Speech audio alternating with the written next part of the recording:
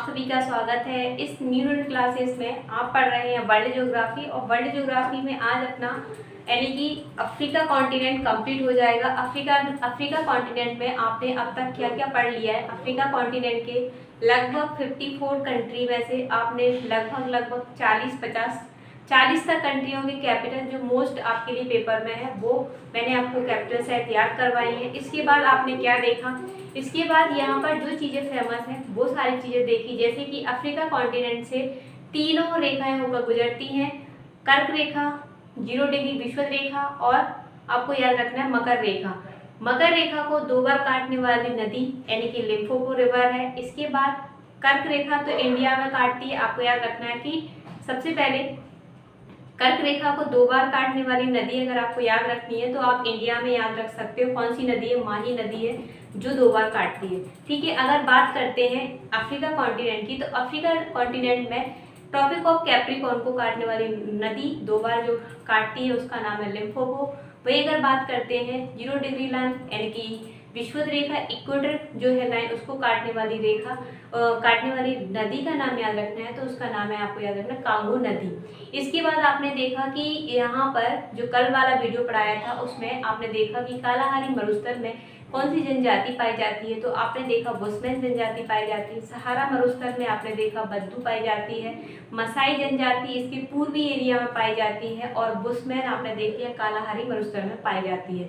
इस तरीके से आपने जनजातियों के बारे में भी जानकारी ली। यहाँ पर जो घास के मैदान है, गर्म घास के मैदान यानी कि ट्रॉपिकल जो ग्रासलैंड है वो आपने देखा, सवाना घास के मैदान है। वहीं आपने देखा कि यहाँ पर टेम्परेट यानी कि टेम्परेट मतलब अगर बात करते हैं ट्रॉपिकल टेम्परेट, तो टेम्परेट में अगर बात करते हैं शीतोष्ण घास के जो मैदान थे वो देखा आपने वेल्ड।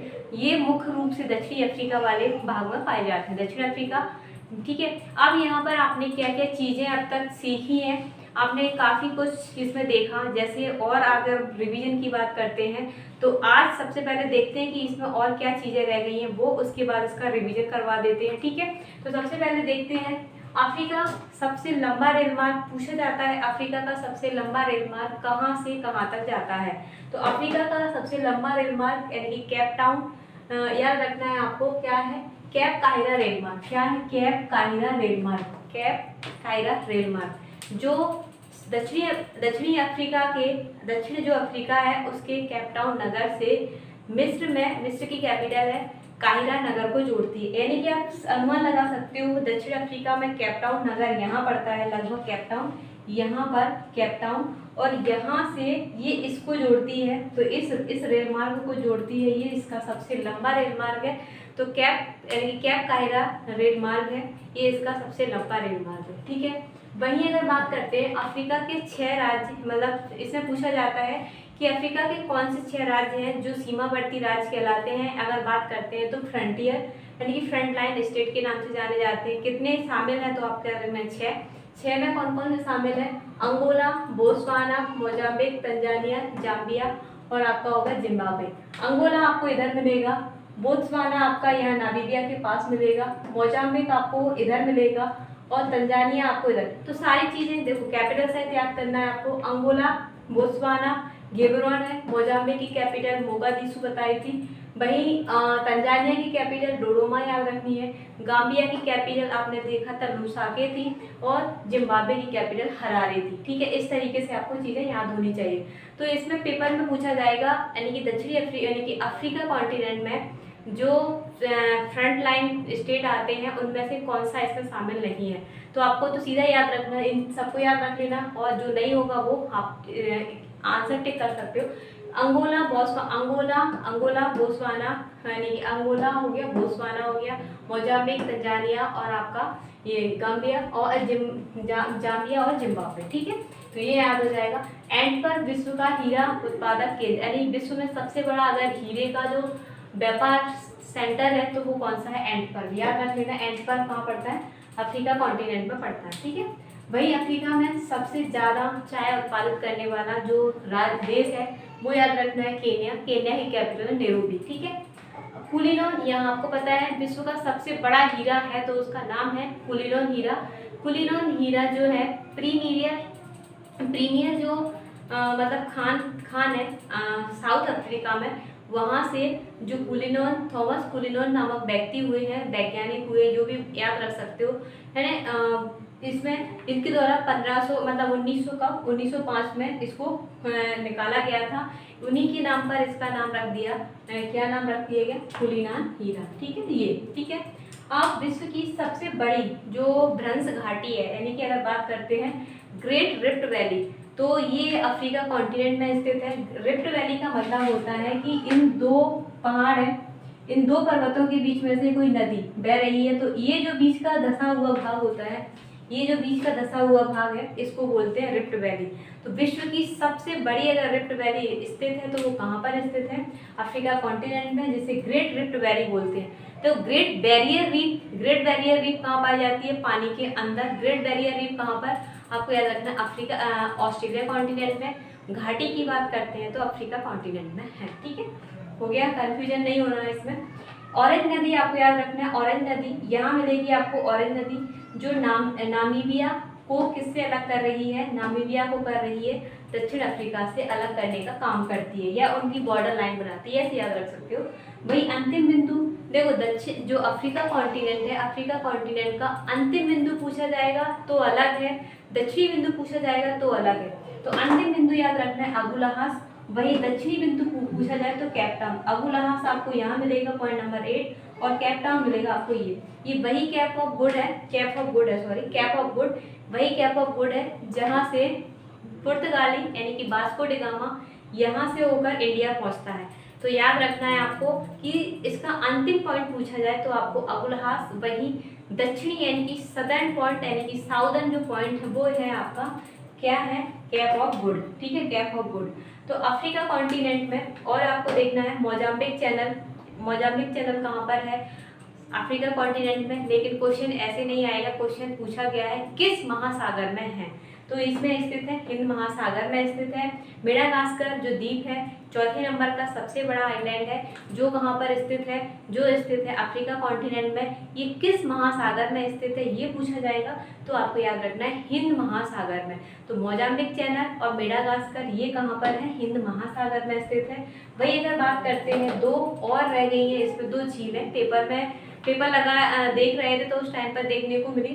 तो यानी कि एल्बर्ट झील और एडवर्ड झील, एल्बर्ट और एडवर्ड ये दो झीलें हैं किस कॉन्टिनेंट में स्थित हैं, तो आपको याद रखना है अफ्रीका कॉन्टिनेंट में स्थित है, जो कि आपको पॉइंट नंबर यहाँ पर देखने को मिल जाएगा, पॉइंट नंबर 11, मतलब 10 और 11 यहाँ इसके आसपास। ठीक है, तो यानी कि एल्बर्ट झील और एडवर्ड झील, एल्बर्ट और एडवर्ड। ठीक है, ये हो गया। इसके बाद आपको देखना है कि यहाँ पर गिनी की खाड़ी यानी अफ्रीका कॉन्टिनेंट में है।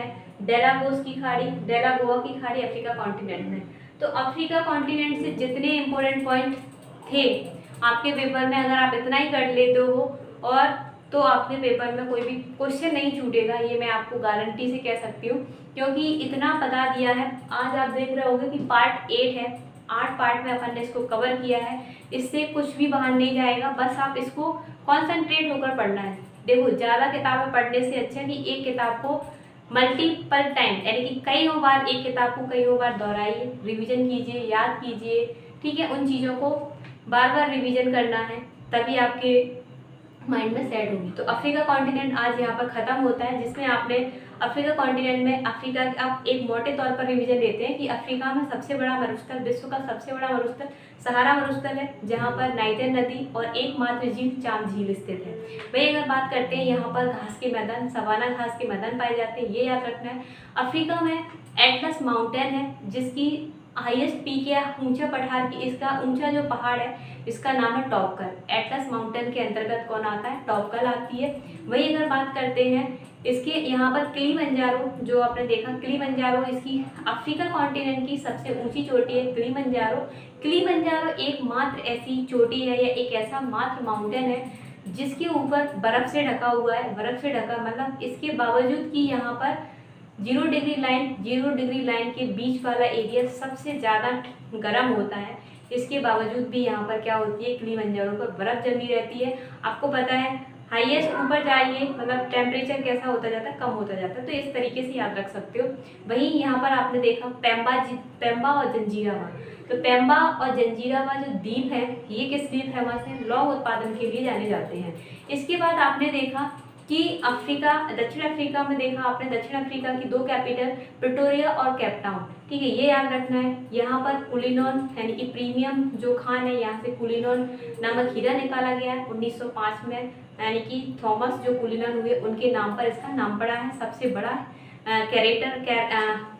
बात करें कैरेट की तो 3106 कैरेट का है, ठीक है ना, ये याद रखना है। और आपने इसमें क्या देखा, विक्टोरिया झील जो कि इसकी 0 डिग्री लाइन यानी कि इक्वेटर पर स्थित है, यह विश्व की एकमात्र झील है, याद रखना है, जो इक्वेटर पर स्थित है। वहीं अगर बात करते हैं विश्व की सबसे लंबी नदी यानी कि नील नदी का ओरिजिन विक्टोरिया झील से होता है, जो कि कहाँ पर जाके गिरती है, भूमध्य सागर में जाके गिरती है। इसकी 2 सहायक नदी याद रखनी है, नीली नील यानी कि आप बोल सकते हो ब्लू नील, ब्लू नाइल और वाइट नाइल, यानी कि नीली नील और सफ़ेद नील, इसकी 2 सहायक नदियाँ, ये याद रखना है। नील नदी पर 2 बांध पड़े थे, ओवन डैम पड़ा था और आसवन बांध पड़ा था, ठीक है, ये याद रखना है। नीली नदी के जो नील नदी है उसके किनारे यानी कि कौन सा शहर बसा है, तो याद रखना है काहिरा शहर बसा है, ठीक है। ये वही अगर बात करते हैं यूरोप को अफ्रीका से कौन सा अलग करता है, तो जिब्राल्टर जल संधि यूरोप को अफ्रीका से अलग करती है। वही बाबेल मंडप जल संधि याद रखना है कि यूरोप को एशिया को अफ्रीका से अलग करती है, ये याद रखना है। वही अगर बात करते हैं लाल सागर को भूमध्य सागर से जोड़ने का काम करती है सुएज नहर, ये भी याद रखना है।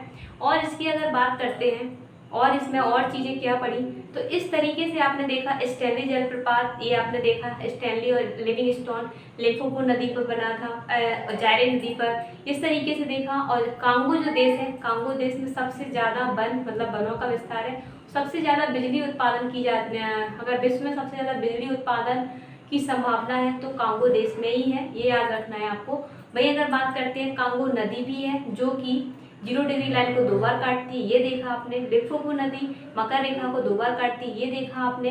इस तरीके से आपने जो इम्पोर्टेंट फैक्ट थे वो आपने पूरा कंप्लीट करवा दिया है यहाँ पर। तो जिस तरीके से मैं आपके सामने बिल्कुल मौके का आपको बताती जा रही हूँ, अगर आप 3 से 4 बार अगर वीडियो को देख लेते हो पूरा, तो आपके कॉन्टिनेंट कहीं नहीं जाएंगे, आपके माइंड में सेट हो जाएंगे, एक भी क्वेश्चन बाहर नहीं जाएगा, ये मेरा दावा है। बस हमारे साथ जुड़े रहिए, कल स्टार्ट करते हैं अगला कॉन्टिनेंट, इसके लिए हमारे साथ जुड़े रहिए। वीडियो को लाइक शेयर सब्सक्राइब कीजिए। Thank you.